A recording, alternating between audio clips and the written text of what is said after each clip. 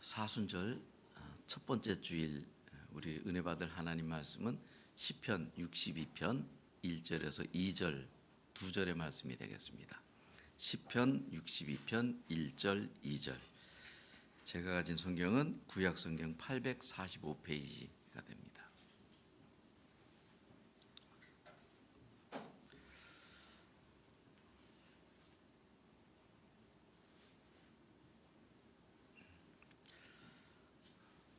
다 찾으신 것 같습니다.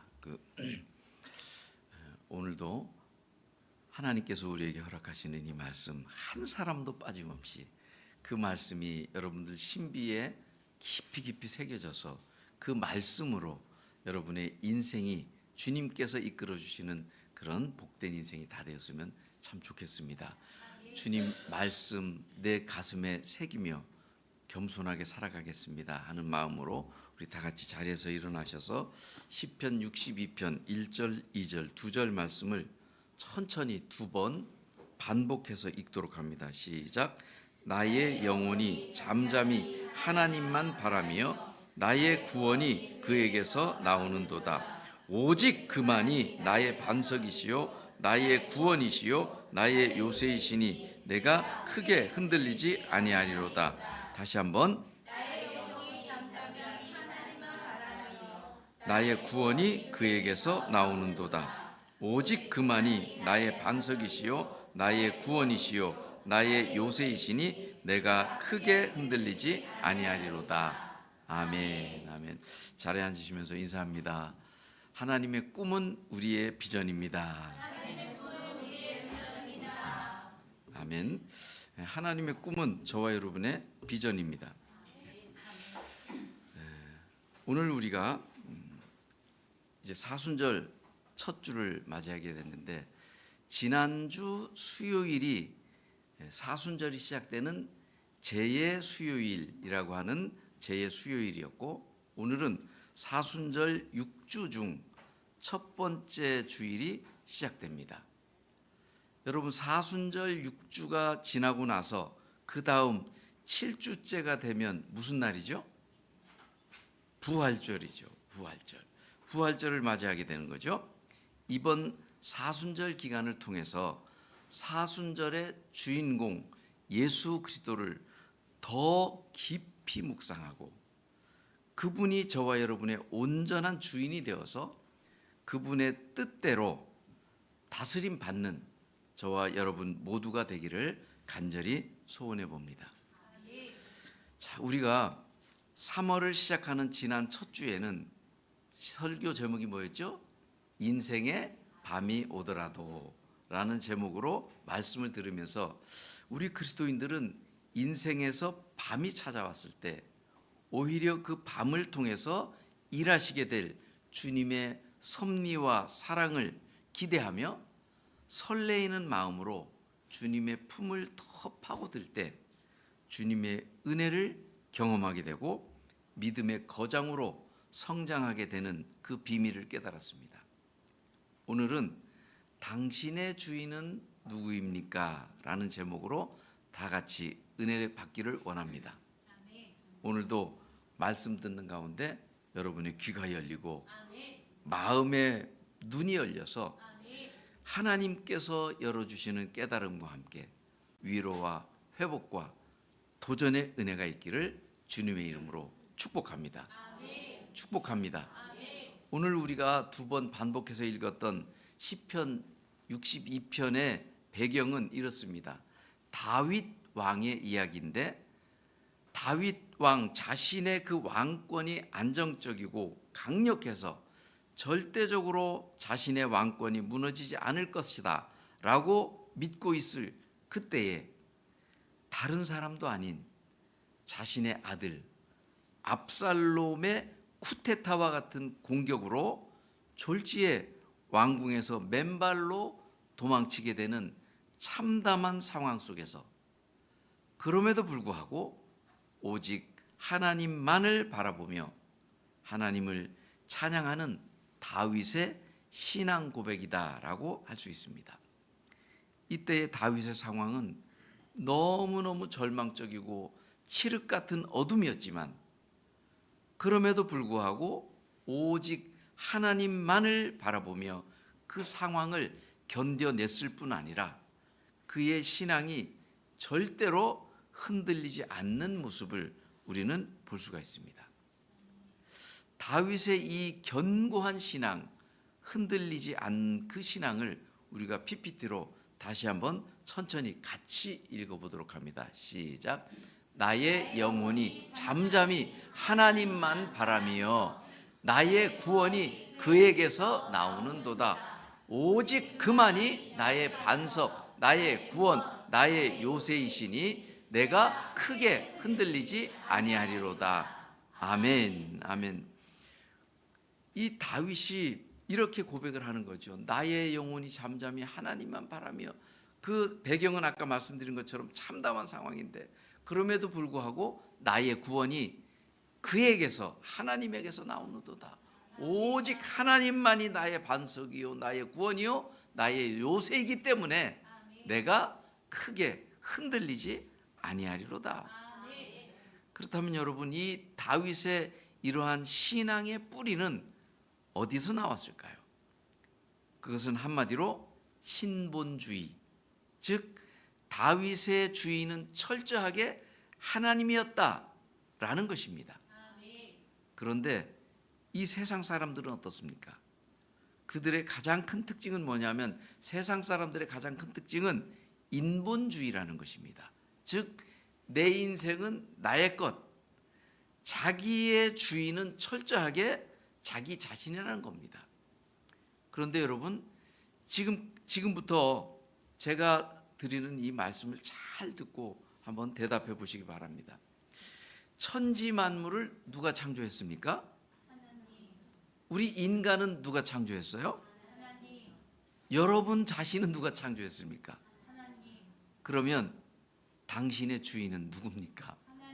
하나님이시죠. 두말할 것도 없죠. 이 세상의 모든 만물과 모든 인간들까지도 하나님이 만드신 피조물이기 때문에 당연히 당신의 주인은 하나님이시고 하나님이 주관자입니다. 믿으십니까? 아멘입니다. 여러분, 일반적으로 죄가 뭐냐라고 물으면 나쁜 말을 하고 나쁜 생각을 하고 그것을 행동으로까지 옮기는 나쁜 행동을 하는 것, 이것을 일반적으로 죄라고 말하고 있습니다. 그러나 이런 것은 죄의 본질이 아니고요. 진짜 죄의 죄는 뭐냐면 죄의 본질에서 파생되어진 죄의 열매, 우리가 지금 일반적으로 얘기하는 죄는 죄의 본질이 아니고 죄의 열매에 불과한 겁니다. 그렇다면 이 죄의 진짜 본질은 뭐냐? 한번 PPT를 보면 진짜 죄의 본질은 내가 주인이 되려고 하는 것, 이것이 진짜 죄인 겁니다. 진짜 죄는 내가 자꾸 주인 되려고 하는 겁니다. 하나님이 주인인데 내가 주인이 되려는 것, 이것이 죄의 본질이라는 겁니다. 인류의 첫 조상 아담도 바로 이 죄를 지어서 에덴에서 쫓겨난 거 아닙니까? 아담은 피조물인데 자기가 하나님이 되고자 하고 자기가 주인이 되려고 한 것, 이것이 원죄, 아담의 죄가 된 거죠. 즉 내가 주인 되려고 하는 것이 죄의 근원이 되는 본질이다라는 겁니다. 그러므로 여러분, 신앙생활이 뭐냐 하면, 신앙생활이란 내 인생에서 내가 주인인 삶, 내가 주인인 삶에서 주인이 예수님으로 바뀌는 것, 이것을 신앙생활이라고 하는 겁니다. 잘 알아야 돼요. 지금 오늘 PPT에 올라오는 이 내용들 너무너무 중요한 것들입니다. 저것만 분명하면 여러분의 신앙생활은 끝나는 겁니다. 내가 주인이었던 삶이 예수님이 내 인생의 주인으로 바뀌면서 그때부터 본격적인 신앙생활이 시작되는 겁니다. 따라서 회개라고 하는 것도 진정한 회개는 내가 주인으로 있던 나를 비우고 나를 부인하고 예수님에게로 돌아가는 것, 이것이 진정한 회개인 겁니다. 여러분, 교회에 아무리 오래 다녔어도 변화가 전혀 되지 않는 분이 있다면 그 이유가 뭐냐 하면 주인이 아직 바뀌지 않았기 때문입니다. 생각해 보세요, 여러분. 음식점도 주인이 바뀌면 맛도 달라지고 분위기도 달라지고 싹 달라지잖아요. 마찬가지로 예수를 믿고 교회를 다닌다면 당연히 변화가 일어나야 정상입니다. 만약에 여러분이 교회를 오래 다녔어도 변화가 전혀 없다면 여러분 안에 있는 실제적인 주인은 아직 바뀌지 않았음을 말해주고 있는 겁니다. 그러므로 나는 교회를 오래 다녔지만 난 가치관이 아직 안 바뀌었어. 나는 세계관이 아직 안 바뀌어. 내 사고방식이 안 바뀌어. 난 언어가 안 바뀌어. 나는 성품이 그대로 있어. 라고 하는 분이 있다면 심각하게 자신의 신앙을 되돌아 보아야 합니다. 다시 한번 정리해 보면 예수 믿는다는 것은 내가 죽고 예수님이 나의 주인이 되고 그분이 나를 주관하는 것, 이것이 진짜 예수를 믿는 것입니다. 예수 믿는다는 것은 한번 같이 읽어볼까요? 시작. 예수 믿는다는 것은 내가 죽고 예수님이 나의 주인이 되고 그분이 나를 주관하는 것, 이것이 예수 믿는 것입니다. 예수님을 주인으로 삼는 사람은 반드시 예외 없이 변화가 일어납니다. 뭐가 일어나요? 변화가 일어나야 합니다. 여러분이 잘 아는 것처럼 성경에서 큰 주제는 하나님 나라인데, 여러분 나라가 되려면 세 가지 구성 요건이 갖춰져야 된다고 그랬죠? 영토와 백성과 주권, 몇 번 얘기했잖아요. 그런데 이 세 가지 중에서 가장 중요한 것이 뭐라고요? 주권이라고 했죠. 주권. 우리나라도 보면 일본에게 36년간 나라를 빼앗겼던 적이 있었는데 사실은 영토도 그대로 있었고 국민도 그대로 있었어요. 그렇다면 나라를 빼앗겼다라고 하는 것은 주권을 빼앗겼다라는 것입니다. 그래서 일제시대에 조선 총독부가 세워지게 되고 그때부터 일본이 우리 대한민국의 주권자가 돼서 우리나라를 다스렸던 것 아닙니까?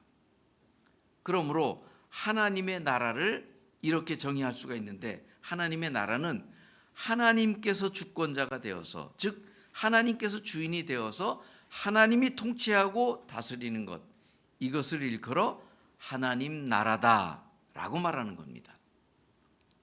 여러분, 우리가 살고 있는 이 세상 나라는 정말 변화묵상하고 흥망성쇠가 계속해서 반복되어집니다. 세계 역사에 있어서 큰 제국들을 한번 떠올려 보세요. 우리 성경에 애굽 제국이 있었고 아수르 제국이 있었고 또 바벨론 제국이 있었고 그 다음에 페르시아 제국, 그리스 제국, 그리고 로마 제국까지 이렇게 신구약 중간 시대에 제국들이 있었죠. 그런데 여러분, 저렇게 큰 제국들도 흔들리고 멸망하고 변해가는 겁니다. 그렇죠?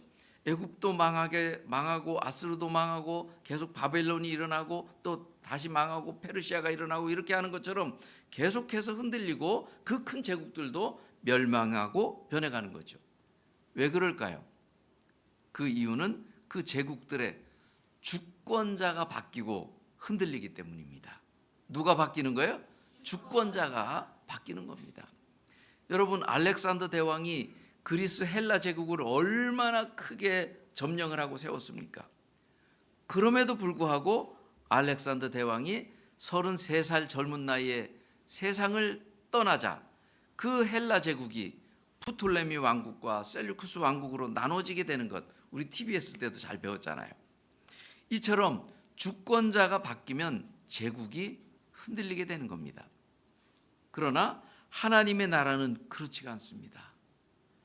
여러분, 하나님 나라는 이런 거예요. 하나님 나라는 영원하고요. 하나님 나라는 흔들리지 않습니다. 왜냐? 하나님 나라의 주권자이신 하나님은 절대적 주권자이고 영원한 주권자이기 때문에 하나님 나라는 절대로 흔들리지도 바뀌지도 않는 겁니다.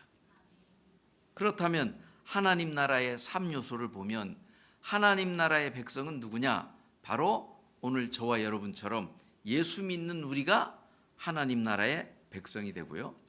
그리고 주권자는 바로 하나님이 주권자입니다.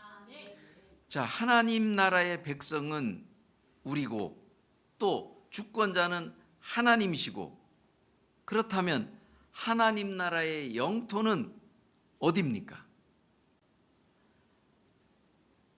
누가복음 17장을 우리 PPT를 한번 같이 보도록 합니다. 잘 알아야 됩니다. 같이 읽습니다. 시작. 하나님 나라는 볼 수 있게 임하는 것이 아니요 또 여기 있다 저기 있다고도 못하리니 하나님 나라는 하나님 나라가 어디 있대요? 너희 안에 있느니라. 아멘. 하나님 나라의 영토가 어디 있느냐 하면 바로 여러분의 마음이에요. 여러분 마음이 하나님 나라의 영토입니다. 여러분의 마음이 영토가 되고 우리 주님이 여러분의 주인이 되어서 여러분의 마음을 다스릴 때 여러분이 바로 하나님 나라가 되는 겁니다. 여러분의 마음에 예수님이 주인이 되셔서 여러분을 다스리고 통치하면 마음이 어떤 상태가 되느냐 하면 로마서 14장 17절 말씀에서 이렇게 말씀하십니다. 하나님 나라는 오직 성령 안에 있는 의와 평강과 희락이라. 로마서 14장 17절 말씀입니다. 하나님이 여러분의 주인이 되고 예수님이 여러분의 주인이 되시고 성령님이 여러분의 주인이 되셔서, 즉 삼위 하나님이 여러분의 주인이 되셔서 여러분을 다스리고 통치하면 성령 안에 있는 여러분에게 세 가지가 나타나는데 그것은 죄가 아니라 의와 평강과 희락이라는 것입니다. 희락은 기쁨을 말하는 거죠.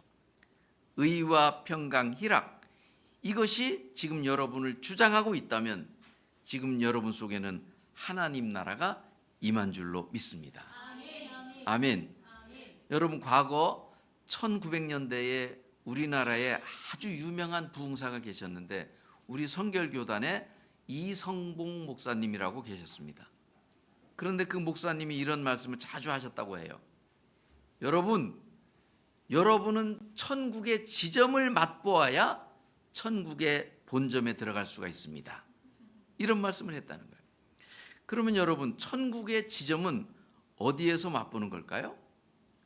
지금 여러분의 마음을 주님께 내어드림으로 주님이 여러분의 주인이 되셔서 성령께서 여러분을 다스릴 때 여러분 안에 의와 평강과 희락이 있으면 이것이 천국의 지점을 맛보는 겁니다. 여러분이 이 땅에 살 때 천국을 맛보아야 영원한 천국의 본점도 가게 될 줄로 믿습니다. 아멘. 여러분, 이렇게 생각하면 안 됩니다. 천국은 죽어서만 가는 곳이야, 이렇게 이해하면 안 돼요. 이 땅에서, 우리가 살고 있는 이 땅에서 우리가 주님을 주인으로 영접하고 그분의 다스림을 받음으로써 성령 안에서 의와 평강과 희락을 경험할 때 하나님 나라를 이 땅에서도 경험하게 되는 줄 믿습니다. 아멘. 하나님 나라를 이 땅에서 먼저 경험한 자만이 나중에 죽어서 영원한 천국도 가게 되는 겁니다. 사실 현실을 살아가는 우리 그리스도인들은 두 나라에 속해 있습니다. 첫 번째는 가시적으로 눈에 보이는 대한민국이라는 이 나라에 속해 있고요. 또 한 가지는 예수를 믿는 순간 우리는 하나님 나라에 속해 있는 겁니다. 그래서 사도 바울은 빌립보서 3장에서 우리의 시민권은 하늘에 있다라고 말하는 겁니다. 지금 이 자리에 있는 여러분은 예수 믿는 순간 하나님 나라에 속해 있기 때문에 대한민국 시민권도 있지만 동시에 하나님 나라의 시민권도 있는 겁니다. 그래서 우리는 늘 하는 얘기가 우리는 천국 티켓을 가지고 있다고 하는 거 아닙니까? 여러분, 만약에 하나님 나라가 없다면 이 세상의 나라는 의미가 없는 겁니다. 사람이 죽어서 다 흙으로 돌아가고 무로 돌아가고 끝나버린다면, 즉 하나님 나라가 없다면 이 세상의 나라는 아무 의미가 없는 거죠. 이 세상 나라가 의미가 있는 것은 하나님 나라가 있기 때문에 이 세상의 삶이 의미가 있는 줄 믿습니다. 고로 이 세상은 어떻게 사는 거냐? 하나님 나라를 위해서 사는 겁니다. 여러분, 우리가 이 세상에 있는 이유는 예수 믿는 순간부터 저와 여러분에게는 사명이 주어지기 때문입니다. 이것을 일찍이 깨달았던 사도 바울은 이렇게 고백하죠. 나의 달려갈 길과 주 예수께 받은 사명, 곧 하나님의 은혜의 복음을 증언하는 일을 마치려 하면은 나의 생명조차 조금도 귀한 것으로 여기지 아니하노라 라고 하면서 죽기까지 그 사명을 감당해냈던 겁니다. 아직도 저와 여러분을 그 좋은 곳, 고통도 없고 슬픔도 없고 눈물도 없는 그 천국에 아직도 데려가지 않고 오늘도 이 땅에 살게 하는 데는 이유가 있습니다. 그것은 아직도 저와 여러분이 감당할 사명이 있기 때문입니다. 뭐가 있기 때문에? 사명이 있기 때문입니다. 저와 여러분이 각자 감당할 사명이 있기 때문에 아직 우리 데려가지 않는 겁니다. 결국 우리 그리스도인들은 무엇을 위해서 사느냐? 하나님 나라를 위해서 사는 겁니다. 우리 나비섬 가족 모두도 이 세상에 살고 있지만 여러분에게 맡겨진 사명, 즉 하나님 나라를 위해서 살게 되시기를 주님의 이름으로 축복합니다. 축복합니다. 우리 인간은요, 다 예외 없이 누구나 이 세상을 떠나게 될 텐데, 죽게 될 텐데, 그 죽기 전까지의 삶이 사명의 삶이 아닌 육신적인 삶, 내 욕심을 채우는 삶으로 끝난다면 그때에는 이런 후회와 통곡이 있게 됩니다. 아이고, 헛살았네, 헛살았어.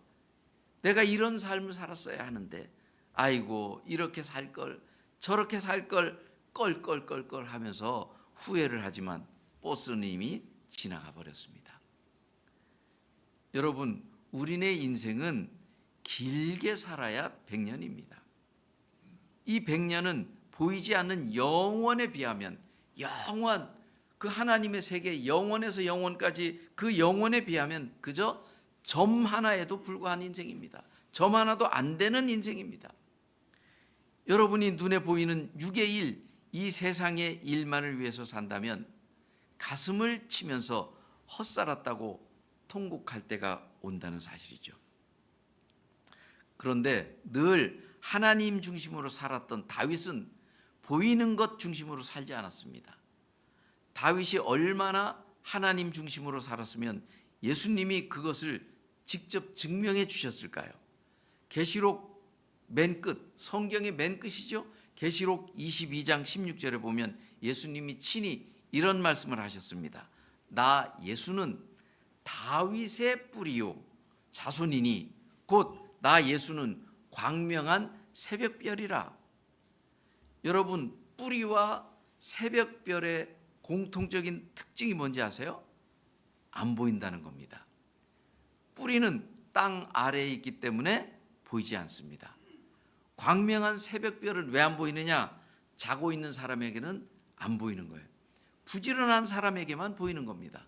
그게 새벽별이죠. 다윗이 쫓겨다녔던 광야에도 아무것도 없었습니다. 광야는 허허벌판이고 삭막한 황무지입니다. 그럼에도 오직 주님이 반석이시오. 오늘 우리가 읽었던 말씀, 오직 주님이 반석이시오, 주님이 나의 구원이시오, 주님이 나의 요새라고 하면서 보이지 않지만 실존하시는 주님을 추구했을 때 주님이 다윗을 다스려 주심으로써 하나님 나라의 실존을 경험하는 삶을 살았습니다. 여러분, 하나님이 아담을 처음 만났을 때 질문이 뭔지 아세요? 아담아, 내가 어디 있느냐? 라고 물으셨어요. 아담아, 네가 얼마나 많이 소유했느냐? 라고 질문하지 않았어요. 네가 세상 나라에 있느냐? 하나님 나라에 있느냐? 네가 어디에 속해 있느냐? 라고 물은 겁니다. 하나님이 오늘 여러분에게 물으시는 것도 마찬가지입니다. 너 세상에서 얼마나 많이 소유했니? 너 얼마나 출세했니? 너 얼마나 높은 자리에까지 갔니? 이런 것은 하나님의 관심사가 아닙니다. 너가 세상 나라에 있냐? 하나님 나라에 있냐? 너 어디에 있느냐? 이것이 하나님의 관심사인 겁니다. 다윗은 비록 광야로 쫓겨다니고 그 아들 압살롬에게까지 그렇게 어려움을 당했지만 주님을 자신의 근거로, 자신의 뿌리로 삼고 주님을 찾을 때마다 주님이 새벽별처럼 만나 주심으로써 그의 마음에서는 하나님 나라의 실제를 누리며 살았던 것입니다. 이처럼 오늘 메시지에서 정말 중요한 핵심은 하나님 나라가 여러분에게 실제가 되느냐라는 것입니다. 그러므로 저는 여러분에게 축원합니다. 하나님 나라를 실제로 경험하고 누리며 살아가시기를 주님의 이름으로 축원합니다. 아멘.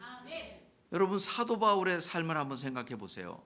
빌립보에서 점치는 그 여종의 귀신을 쫓아냈던 그것 때문에 매를 심하게 맞고 착고에 매여서 감옥에 갇히게 됩니다.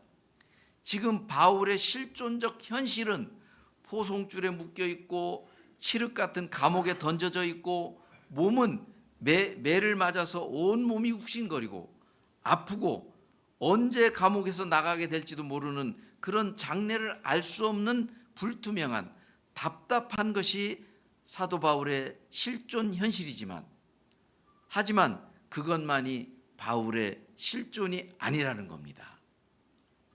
바울은 밤에 일어나서 진정한 주인 되시는 하나님 앞에 찬송을 드리고 기도하기 시작했습니다.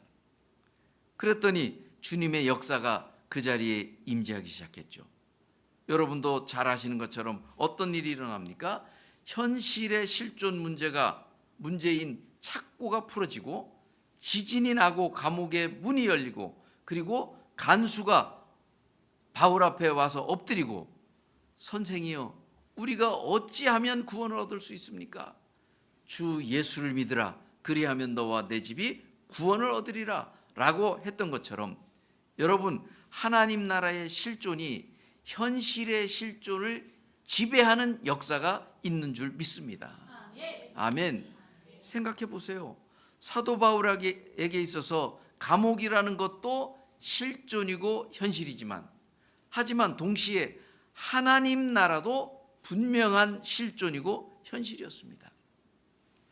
이처럼 하나님 나라의 권세가 세상 나라의 권세를 이기는 것을 이 땅에서 경험할 때 하나님 나라의 권세를 이 땅에서 맛보며 누리게 되는 줄로 믿습니다.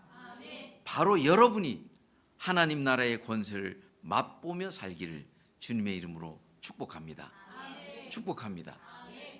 지금 여러분의 삶 가운데는 무엇이 현실적 실존입니까? 경제적으로 너무 어렵습니까? 육신의 질병으로 너무 고통스럽습니까? 사람들과의 관계 때문에 너무 힘듭니까? 자녀 문제로 너무너무 어렵습니까? 맞아요. 현실이 너무 어려울 수 있습니다. 현실은 광야 같을 수 있어요.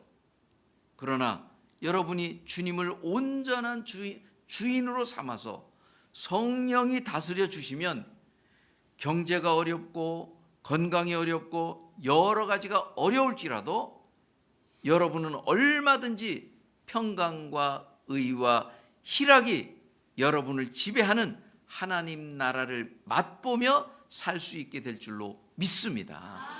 아멘. 그 이유가 뭡니까? 여러분의 주인은 여러분이 아니고 예수님이 주인이시기 때문입니다. 반드시 그런 삶이 되기를 주님의 이름으로 축복합니다. 그렇습니다, 여러분. 우리 인간은 현실적 실존으로만 보면 얼마나 연약하고 부족한 존재인지 몰라요. 그래서 사도 바울도 옛 사람이 살아있을 때, 즉 죄성의 지배를 받을 때는 이런 탄식을 했습니다. 로마서 7장 24절, 오호라 나는 곤고한 사람이로다. 이 사망의 몸에서 누가 나를 건져내랴. 다시 말하면 이런 고백을 누가 한다는 거죠? 예수를 믿기는 하지만 아직도 자기가 주인일 때, 즉 주님이 자신의 주인이 아직 아닐 때 죄가 자기를 이기기 때문에, 죄성이 자기를 이기기 때문에 이런 탄식과 고백을 하는 겁니다. 오호라 나는 곤고한 사람이로다. 이 사망의 몸에서 누가 나를 건져내랴. 그런데 성령이 사도 바울을 지배하는 로마서 8장으로 넘어가면 사도 바울이 얼마나 당당하게 바뀌는지 모릅니다. 로마서 8장 35절, 누가 우리를 그리스도의 사랑에서 끊으리요? 환난이나 곤고나 박해나 기근이나 적신이나 위험이나 칼이랴. 여러분, 이 어려움의 단어들 하나하나, 환난, 곤고, 박해, 기근, 적신, 위험, 칼, 어느 것 하나도 좋은 것 없습니다. 이렇게 어려움이 와도 주님이 나의 주인이 되셔서 생명의 성령의 법이 나를 주관하면 그 어떤 어려움도 여러분을 그리스도의 사랑에서 끊지 못하게 될 줄로 믿습니다. 이처럼 하나님 나라의 권세는 대단합니다. 그래서 결국은 사도 바울처럼 로마서 8장 37절 고백을 하게 되는 거죠. 이런 고백입니다. 그러나 이 모든 일에 우리를 사랑하시는 이로 말미암아, 즉 예수 그리스도로 말미암아 우리가 넉넉히 이기느니라. 아멘. 우리 나비섬 가족 모두가 넉넉히 이기는 자의 삶이 되시기를 주님의 이름으로 축복합니다. 축복합니다. 이것이 하나님 나라의 특권이요 축복인 줄로 믿습니다. 마지막 결론을 이렇게 맺어보려고 합니다. 창세기 39장 3절에 보면 자기 집에서 종으로 일하고 있는 그 요셉에게 시위대장 보디발이 이런 말을 합니다. 한번 PPT를 띄워보면 같이 읽어볼까요? 그의 주인이 여호와께서 그와 함께 하심을 보며 또 여호와께서 그의 범사에 형통케 하심을 보았더라. 아멘. 그의 주인이 누굽니까? 그의 주인이 보디발이죠. 보디발이 여호와께서, 그는 요셉이죠. 보디발이 하나님께서 요셉과 함께 하심을 보며 또 여호와께서 그의 범사에 형통케, 이 보디발의 범사에 또 요셉의 하는 범사에 형통케 하심을 보았더라라는 것이죠. 아니, 믿지 않는 시위대장 이 보디발이 자기 집에서 종으로 일하는 요셉을 보니까, 야, 저 사람 요셉은 누군가에게 다스림을 받고 있구나, 저 요셉을 하나님이 통치하고 있구나라는 것이 보여진 겁니다. 저 친구는 보통 사람이 아닌데 하나님이 저를 다스리고 통치하고 있구나. 하나님을 믿지 않는 불신자 눈에도 그것이 보여진 거죠. 이처럼 바로 여러분이 직장에 나가서 일할 때나 또는 일상생활에서 주변 사람들이 여러분을 볼 때에 저 요셉처럼, 저분은 누군가가 저분을 다스리고 있구나, 저분은 자기 생각대로 안 하는구나, 자기 경험대로 자기 성질대로 하지 않는구나, 누군가에게 다스림을 받아서 말도 함부로 하지 않고 행동도 함부로 하지 않는구나, 저분은 진짜 누군가의 다스림을 받고 있구나, 그렇게 보여지게 되기를 주님의 이름으로 축원합니다. 그렇게 보여져야 합니다. 아무쪼록 우리 나비섬 가족 모두가 철저하게 자기를 부인하고 주님을 주인으로 삼아서 다윗처럼, 요셉처럼 이 땅에서의 여러분의 삶이 본이 되는 삶, 사명을 감당하는 삶이 되시기를 주님의 이름으로 축복합니다. 축복합니다. 그래서 오늘은 PPT를 이렇게 만들어 봤어요. 옆 사람을 보면서 이렇게 같이 읽어봅니다. 시작. 당신의 주인은 누구입니까? 두 번째, 말할 것도 없이 나의 주인은 예수님입니다. 세 번째, 예수님의 사명을 감당합시다. 자, 다시 한번 제가 읽어봅니다. 당신의 주인은 누구입니까? 맞습니다. 이거 잃어버리면 안 됩니다. 그래서 주인이 여러분이 아니에요. 예수님이 여러분의 주인입니다. 그게 예수 믿는 자들이에요. 그러면 뭐 해야 돼요? 예수님의 뜻을 살아야죠. 뜻을 위해 살아야죠. 예수님의 사명을 감당하는 겁니다. 할렐루야. 오늘 우리 당신의 주인은 누구입니까? 이 말씀 다시 한번 생각하면서, 그래서 다윗은 나의 영혼이 잠잠히 하나님만 바라는 것처럼 자기 주인을 바라는 거죠. 그렇게 바라보고 주인에게 부탁하면 그분은 감사하게 전능하신 분 아닙니까? 그분에게 올려드리는 기도대로 다 들어주시는 줄로 믿습니다.